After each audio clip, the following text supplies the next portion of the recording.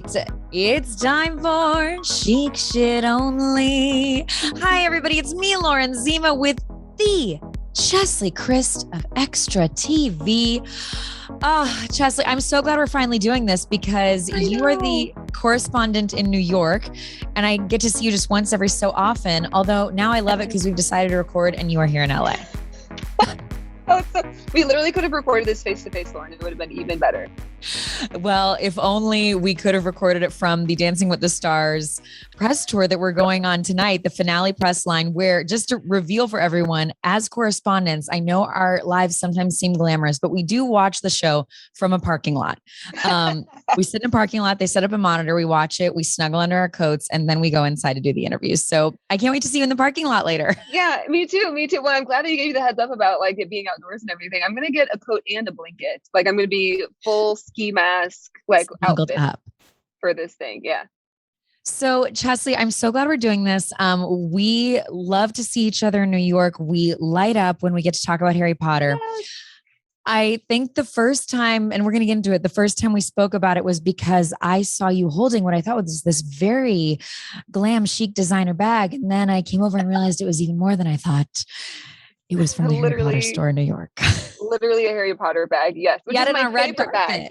Yeah, on a red carpet. It was on the Madonna, like the Madam X carpet. Like we were literally like Madonna was like 30 minutes from seeing us. And I was like, yeah, here's my Harry Potter bag. But I loved it. It was a great moment, especially because you just never know who really likes the things that you like too. So I was glad that you also liked Harry Potter and that you were in the same house. Oh, Ravenclaw. I feel like there's probably a lot of Ravenclaws in the media industry, like thinkers, you know? Yeah, like I wish people like logged this the same way that they logged their horoscopes. Like I wish we knew like people's houses as much as we knew their like astrological signs. I'm glad you said that. I always consider it a sign because I also think of your house rising. Like I'm a Ravenclaw. I'm kind of like Hufflepuff rising, sometimes Gryffindor. Don't you think? Like, what's your rising? Yeah, I would be also like a Gryffindor rising. Yeah. Although I don't know, like sometimes I'm feeling a little Slytherin. So that might are wearing green, right? I am. I can't. And this wasn't an intentional choice either. Like when I woke up this morning, I wasn't thinking like where are my house colors. I was just drawn to the green. So you never know. So what I love about seeing you and doing this podcast is also like, I've heard stories about how competitive the different entertainment news shows used to be. But like to give people a little inside scoop, when we all see each other on the red carpet nowadays, anyway, I can only attest to my experience. I've been at ET for about 6 years. Like I'm always so happy to see the other correspondents. You get to catch up. You usually honestly have a lot of downtime on red carpets. So we chit chat. Like Zuri Hall and I have been covering the Britney Spears hearings together. So we've had hours outside LA courthouses catching up. I love Zuri. So it's just so great to talk to somebody else and kind of hear their perspective on working in entertainment news. And I was really wanting to ask you first and foremost, because this podcast is like also very much about how people get to where they are and the cool stuff they're doing. So you have a law degree. Yes. Competed in Miss USA, won Miss USA. Yeah. At what point did you know you wanted to get into entertainment journalism though? Because you did the beauty pageant thing, you did the law school thing. Yeah, exactly. Honestly, it was never a career that I thought about until I won Miss USA. And I was offered an opportunity to be a special correspondent for Extra. So for like non-media people, like a special correspondent, you're basically like just showing up for the day. Like you don't actually like work for them. You just like a one-day thing. Exactly. Yeah. And so I did that a few times. My first 3 interviews were Millie Bobby Brown, Zendaya, and Lizzo. And I remember thinking like, don't you want to start me off with somebody less famous? But they went well and it was so exciting. And I think that a lot of the skills that I gained both in the legal industry and in pageantry were easily transferable. Like in the legal profession, when I'm doing a deposition, when I'm interviewing somebody, a witness on record, like you have to listen intently to what they're saying. You have to be able to respond to what they're saying so that you can get to the answers that you really need for your client, for the success of your case. And you do that a ton here. Like when you're engaged in an interview, like when, we're interviewing Lady Gaga on the carpet, you want to listen to what she's saying so that you can make a better moment out of it. You can get some information from her that her fans want to know, or that'll be great for your piece. And so I think that, I could list tons and tons of examples and analogies that are the same way, but I think they're easily transferable. So I found a career that I would be good at and that I genuinely liked because I was drawn to the law because I was just a nosy person and I liked interviewing witnesses and finding out what kind of law did you practice? I did complex civil litigation. And so like there were times I was doing like, some like mundane insurance defense work, but there were always like wild stories, like a cat bite that ended up being like a $30,000 issue. And so I'm like, I remember interviewing this woman for this cat bite case. And one of the issues, Lauren, was which cat did it. Like we needed to identify the cat. And so I asked this woman, I'm like, how do you Multiple know that it was perpetrators. this particular cat? Yeah, exactly. And so I'm like, lady, how do you know this? And she's like, what did the cat look like? She's like, it's a black cat, had a black head. I'm like, what else? She's like, it has a really distinct growl. And I'm like, what do you mean? And so of course this woman starts growling in the deposition. And all I can think is like, what is the court reporter writing down? And she's just like, meow, all the time. So it was really entertaining at times.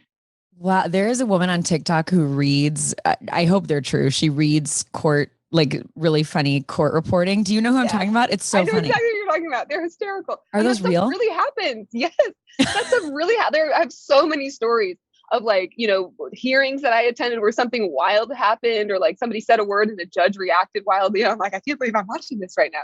Or even like mock trials. I mean, it is entertaining for sure. I mean, that if we could like, because look, I mean, all my love to all of the on-air court shows, but they don't always feel like the most real to me.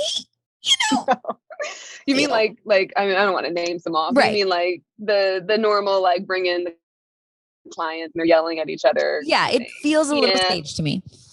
Yeah, and sometimes it is, but other times like that stuff really can't happen. But that I would love if we just had a camera set up and just like regular courtrooms all over the country, and then we just like pick the best parts. Like I don't need to see the whole case, but I do want to see the woman growling like a cat. I don't even know if I described a cat sound as a growl. I love that she's like, no, that cat was growling at me. Yeah, it got really guttural. And I was just surprised that she actually started me out, because I was thinking she was going to describe it like it was really low or it was shaky, but no, I mean, she went right after it. I mean, it was pretty wild. Well, you're right. And it's funny because my parents wanted me to. My parents are both lawyers and they wanted me to go to law school. Your parents are lawyers and they wanted you to go to law school? They were like, they're like, you'd be great at it. Like, they didn't think that I could be success. They thought that journalism was like too hard of a business to break into. I think they just wanted me to be successful. So they were pushing like a very, solid career law school. Media was just wildly like artistic to them, I guess. Not that they're wrong, but, yeah. So I'm just saying that to say, I totally see what you're saying about the similarities in the professions. Like, yeah. Well, and what do your parents think of it now that you're like wildly successful in this really competitive industry?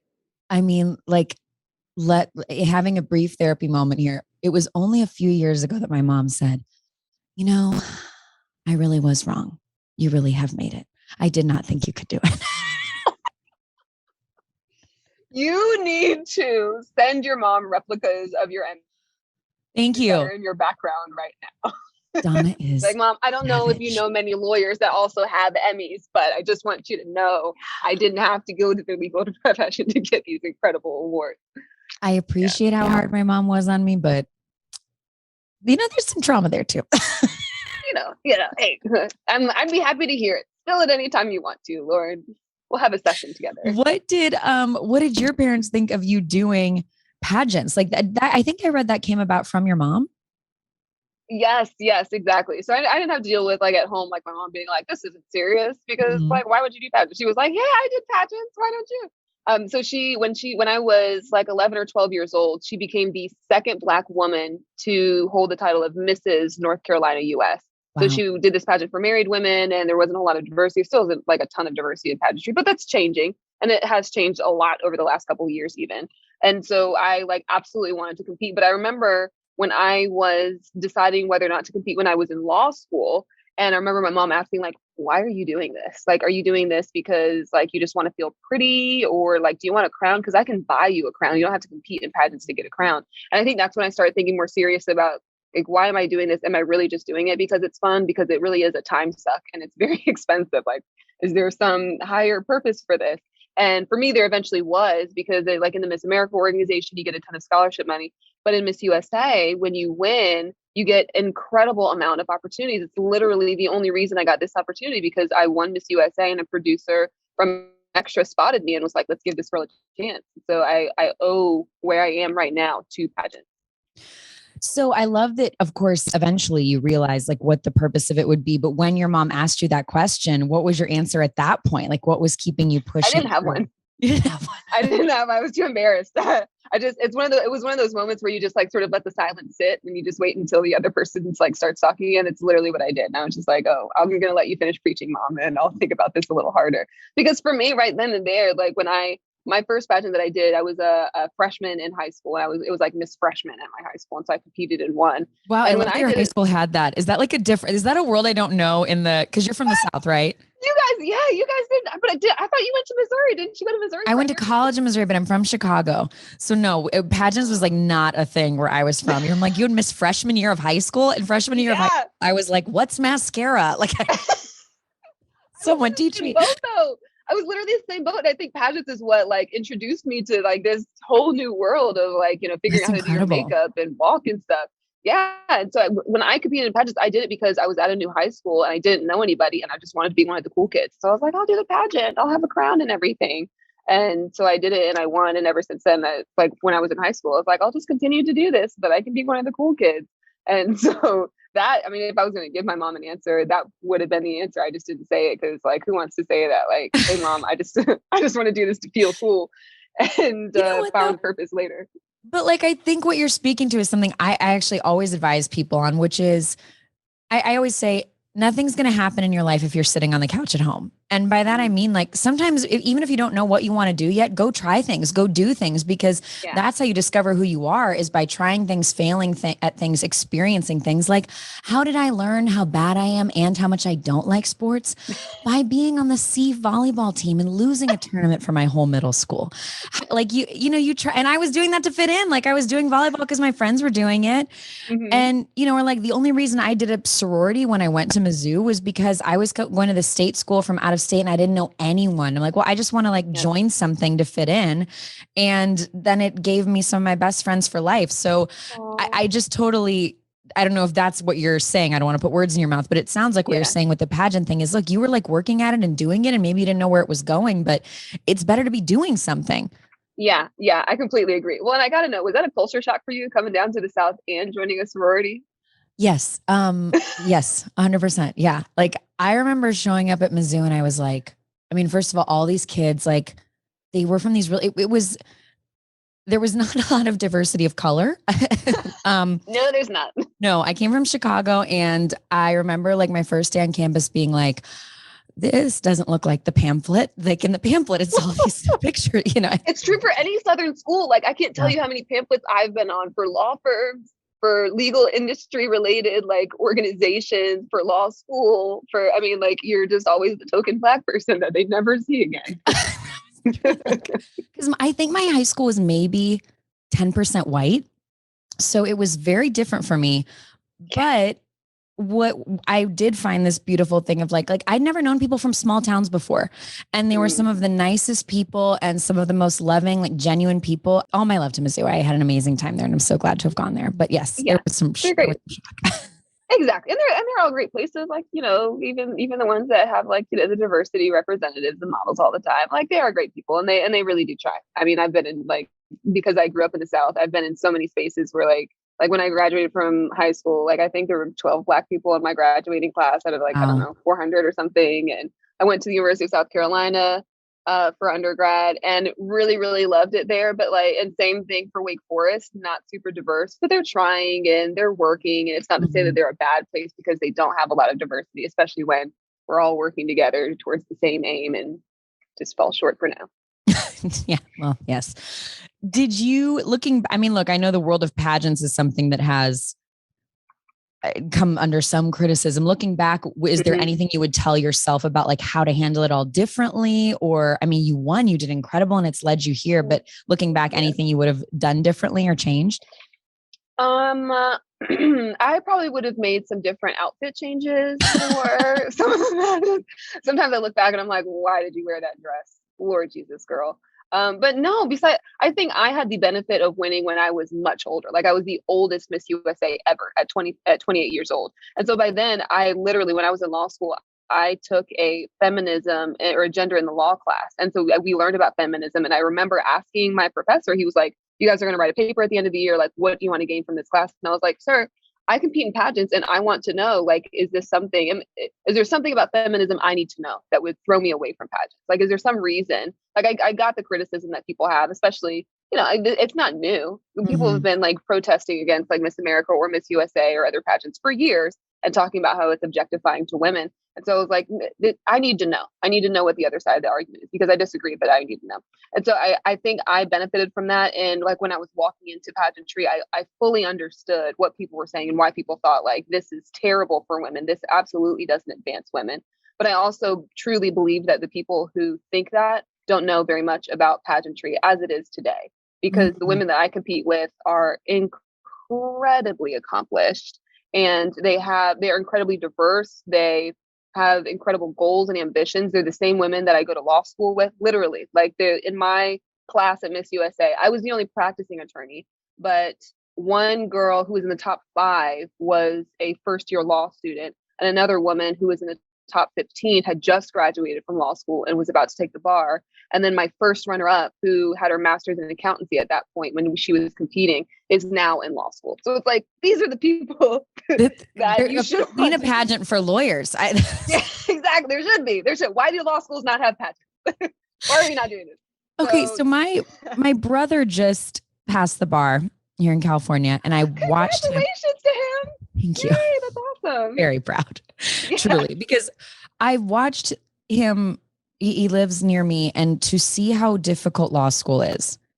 How did you, if you can give us a secret or a tip that you learned on how to like manage time or survive, how did you do pageants and law school and be a practicing attorney at the same time?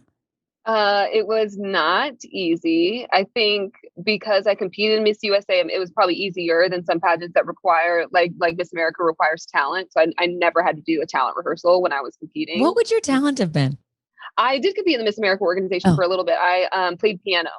And so I know what it took to like practice so much for my talent and, perform on stage, and how nerve-wracking it was. And I was like, I hate this. I know that I've done this and I've tried it and I never want to do it again.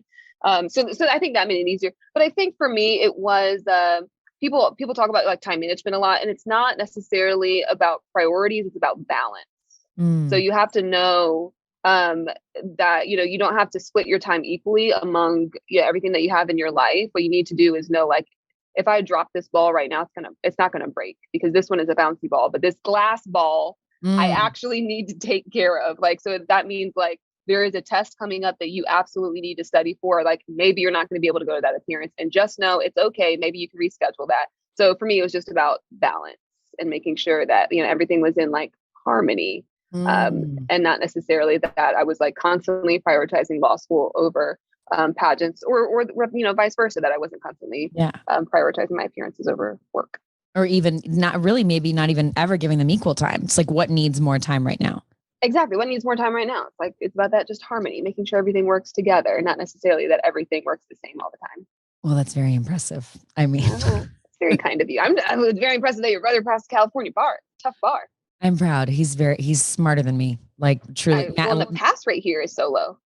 It is. I know. I was really proud of him. It was a great moment. We had decided we were going to hang with him that night, no matter like whether he won whether he won the bar pageant. You do win the bar. They give you a crown when you win. You deserve one. Yeah, we'd like set aside the night, whether he passed or not, we were going to hang with him. And I was just I felt like I felt a little maternal, I'm like sick to my stomach. Like if he doesn't pass, like cause then I was just thinking, how am I going to console him? How am I going to make you feel better? How can you in that moment? Like, what was that like for you? Oh man, it was rough. Cause I did South Carolina and I did North Carolina, and both times it doesn't get easier. It doesn't get any easier either time. I think for me, it was so embarrassing. I've actually never spoken about this publicly, but I will eventually. I will now that I'm talking to you. So lawyers know this, that you have to pass the bar in order to practice law, but you also have to pass a professionalism test. It's like the MPRE, the multi-state professional responsibility exam. And it's supposed to be easier. It's like the easy exam, like every state except for like one requires it. And I remember like all my friends were like, yeah, I studied for a night and I passed it. I studied for a night and I did not pass that thing. It was terrible. And it happens way before the bar. Like I took it like my final year of law school. And so I remember going into the bar, I was like, you didn't pass the easy test. And now you got the hard one. Like, this is not gonna be good. But it was good for me because it motivated me to like literally give up my entire summer to work at this. And so I remember getting the letter because in North Carolina at the time, they don't tell you online, which is so stupid to me. Like literally just shoot me an email, bro. Please don't make me open a letter. But I remember I was like out shopping for furniture for my new apartment that I was really hoping that I could afford because I would hopefully be able to work my job as an attorney because hopefully I passed the bar. So I drove home. My mom was like, do you have a letter here for the North Carolina Board of Law Examiners? So I was like, don't open it. Leave the house immediately. So I drove 30 minutes from this furniture store to my mom's house, like shaking, literally sick, because I was worried about what happened. And I opened it and I passed the bar and I was like, thank God. And a week after that, I had passed the easy test too. So it was just a matter of like, sometimes I needed a kick in the butt to remember to actually study hard. But I passed North Carolina, I passed South Carolina, so I was happy. Well, but like blessings that you didn't pass that easier test. Seriously. Yeah, because I probably would have like bullshitted a little bit when it came to the other one. Not gonna lie to you. The older I get, the more, and it's like it's a hard thing to sort of do in real practice, but failure is so important. Like, and I think, when you're driven, like is someone like you is, or when you're, you want to accomplish things, you're really not that used to failure because you do like usually put the work in and do great. And so then the idea of failure gets even scarier. And it's this catch-22 though, where it's like, no, but we need to fail. We need to mess up sometimes to get that drive and to recognize how much harder we need to push ourselves. Girl, I could not agree more. And even in interviews nowadays. Yeah, exactly. There's some times where I'm like, where I ask a question or, something happens in an interview and somebody corrects me or somebody gives me like a response that I'm surprised by. Like, I think it makes you a sharper journalist, a sharper reporter, and just a sharper, person in general when you're like shocked in those moments and you have to immediately figure out how to respond. Like, that's a good test to have. Have you ever, after an interview, been so upset with yourself, like felt like you failed, and then you just drive home in the car and you just think about it and it like sits with you the next day and you're just like, you can't go back? Like these moments have crushed me. For sure. And I'm so glad that you said that because now I know that I'm not alone in doing that. Because sometimes I'm just like, I'm an idiot. Oh my God. Oh, do you remember what yours was? Oh, I remembered a few. There are a few. I remember there was one time there was a person that I was interviewing who I like had a connection with. I didn't really like, I'd never met her. But we sort of had like a person in common, I guess you could say. And it wasn't necessarily a mistake. It was just like I was asking about somebody that she was dating. And I didn't know that they didn't really want to talk about it. So I asked like a couple of questions back to back. And her PR person like immediately interrupted me. He was like, can we get to the interview, please? And I was just so shocked by it. I was like, oh my God, have I offended her now? Is she going to hate me? I loved this person. I so looked up to her. So after the interview, literally called my mom and bawled on the phone crying, which seems so stupid. But like in the moment, like, like you don't want to offend somebody or hurt their feelings or whatever. And I just remember thinking like, this sucks.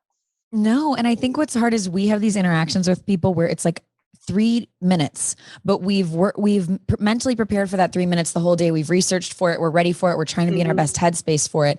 And then it's such a short amount of time. And, so much can go not wrong, but like if it doesn't go a certain way, then you feel like it's this big failure. But it's hard to describe. I think there's few other experiences like it where so much rides on these couple of minutes and it will crush you. And, you're like sometimes so thrown because you can't even, like a person seems like they're fine and then they weren't. And it's a very weird thing that we do at the end of the day.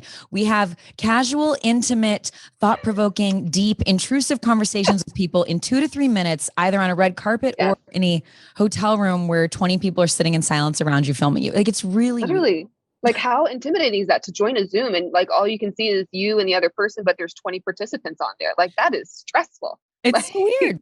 Yes. What we do is weird. Yeah. Has that happened to you too? Well, you said that there oh yeah. I mean, there have been a couple of times like moments like that. And then sometimes where, you forget one question and it doesn't really matter because the next day the news is different and it's fine, but it will eat at you because you feel like you failed. Like I remember at the movie premiere of Isn't It Romantic? Or it was called something like that with Rebel Wilson.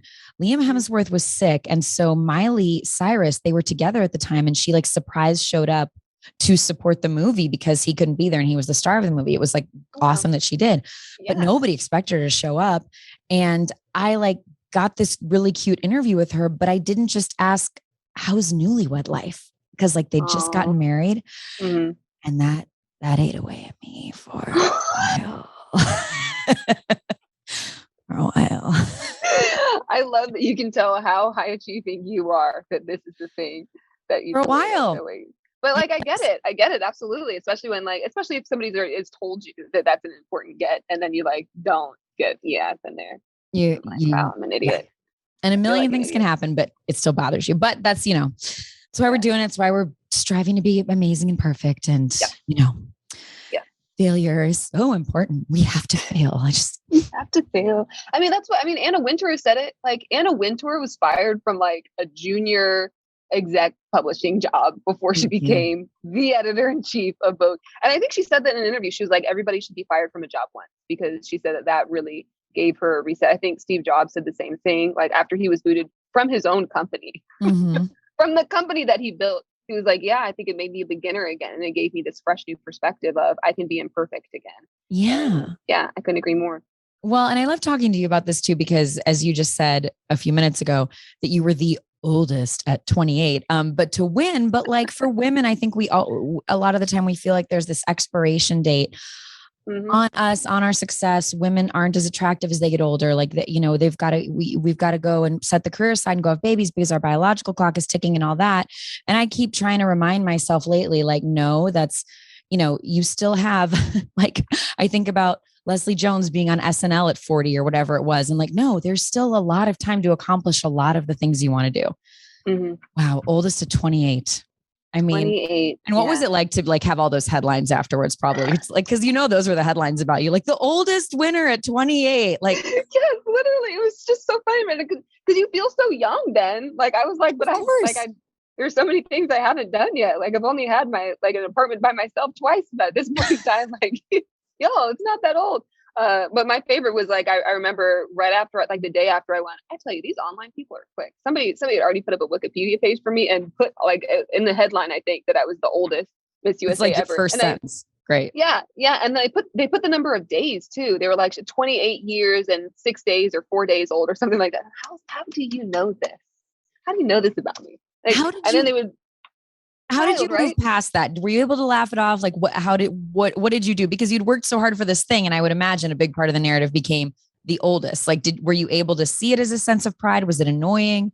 For me, I didn't care that much because I knew going in that I was one of the oldest women at the competition. And out of the top 5, most of the women were older. Like I were like 25, 26, 27. So I was like, I'm kind of part of a really great group here. And so it didn't matter to me as much. I think what ended up taking over the narrative, and I was glad that it did take over the narrative, was that when I won, my good friend Nia Franklin, who was a Black woman, was Miss America, and my team, Miss Teen USA at the time, Kaylee Garris, was also a woman of color, and the three of us became like, the first time ever that the women holding these titles were women of color simultaneously. Wow. And so that was like those were all the interviews that we did, was like, Miss America's Black, Miss USA is Black. Look at Miss Teen USA. She's a woman of color with curly hair. And that's all that we talked about. So the oldest thing kind of got swept under the rug for this other thing that was really cool. Which is, yes, much better. That's amazing. Yeah, it was like a Black girl magic thing instead of like an old lady thing. Yes. I'm glad we set a different kind of record real quick, because then that became the news. Great. That's our news cycle, but it worked out that day. Okay, great. It did.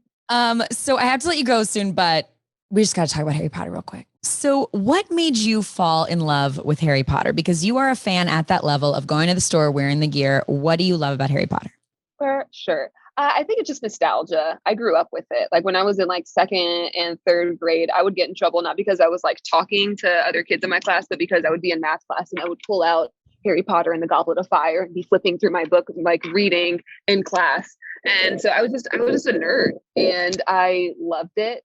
Loved all the books. And I remember freaking out when the movies came out, and it was just like this little escape, was like being able to read into this world. And especially in the time when like I felt so nerdy and I feel like I didn't have a whole lot of friends. And so for me, it was just like, now we get to look at Harry Potter and like My Hermione, friends she's are in the just like books. me. Right, right. Hermione, she's so smart. I can be just like her. So I think that's why it just stuck with me. And the movies got better and better. They sort of followed all of us because we're like the same age. So you know how it was, where like it started off and like everybody was like the kid level, but it seemed really appropriate because we were kids. And then like as we grow up now, it's like really dark. Even the theme song itself changes to something more grand and just let it. What about you? I mean, same. I think we were at that age. I went to the book release parties at Barnes and Noble at midnight. Like it was, my parents made us share one copy because they're like, we're not buying 3 copies of this expensive book. So we had to share. And my sister was a faster reader than me, so she'd get really annoyed at me. But yeah, I mean, it was like magical and escapism. And, you know, the books are about good and evil and being a good friend. Like I think the messages of it are so good, you know, and timeless, which is funny because at the time it was very much like, this is about witchery. And I remember some people thought the books were controversial when they first came out. But now, I mean, we're getting the 20-year anniversary special, which I'm so excited about. I can't wait. It's going to come out over the holidays. Yes. Do you think the Harry Potter movies are holiday movies? Yes, I absolutely think so. Like I think all of them have this little holiday theme, especially when like it starts to snow and they wear their little sweaters and their like warmer robes and everything. And they have the Harry Potter like binges that they'll play on like, you know, some of the channels on TV and everything. Oh, for sure. I love. What's your favorite Harry Potter book? Like, which one is your favorite? Goblet of Fire, which is making me wonder if yours is because you said you pulled it Same. out. Oh my God! Stop! What, Lauren? Why are we the same person? I am so unoriginal. So glad. I wish you were in LA or I was in New York all the time. I'm like, every time we see each other, we're like, yes, same. literally same house, same favorite book. It's the best one though. It's like the Triwizard Tournament. There's nothing better than that. Yes, because you get to see the people from the other houses. Oh my God. And their intros, like when they're like, the guys are like flipping and then the girls are coming and they're so cute and everything. Yeah, it is the best one. Absolutely. So did you do what I did, which was the pandemic re-listen or reread of the books or rewatch of the movies? Yes, starting of my life. I started from the first one, even though it felt a little cringy because you know, when you're a kid and you watch them, it's like, wow, it's Harry Potter. But when you're an adult, it's like, wow, I mean, these kids, these child actors. They were working. They were new to acting. Yes. They were new to acting. And I'm so glad that we got to watch them develop and that we stuck with them because we did get to see like the incredible improvement of like the script, of the characters, of even the change of the Dumbledores, which was, I remember like after the first Dumbledore passed away, I remember being devastated. And we got a second one who was incredible, but in a different way. But I rewatched all of them from 1 to 7, both of the 7s, and really loved it. It was amazing. So you had that pop culture entertainment news drive in you even then because you were like, ooh, new Dumbledore. Like you were aware of that. Okay. I see it. Oh yeah, for sure. Because you know, you get attached to the characters. Like if they had switched, could you imagine if they switched out like Harry at some point in time? I would have had a connection. It is so incredible to me, actually, when you look at it, that it worked out as it did, because there's no other franchise that's had that many movies with like the kids totally grow up with it, like that it all worked out, that there weren't any major issues, that they all developed into the roles. So I couldn't be more excited for this 20-year special that we're getting over the holidays. Like they're just giving it to us. We wanted it. We needed it. We thank you. Yes, exactly. Yes. All right, Cheslie, my fellow Ravenclaw, thank you so much. I'm so glad I got to learn more about your story, and I will see you at Dancing with the Stars finale tonight, although this podcast doesn't come out till Thursday, but I'll see you then. I will see you then, bundled up and warm, hopefully. Should have brought our Harry Potter scarves. Okay, bye.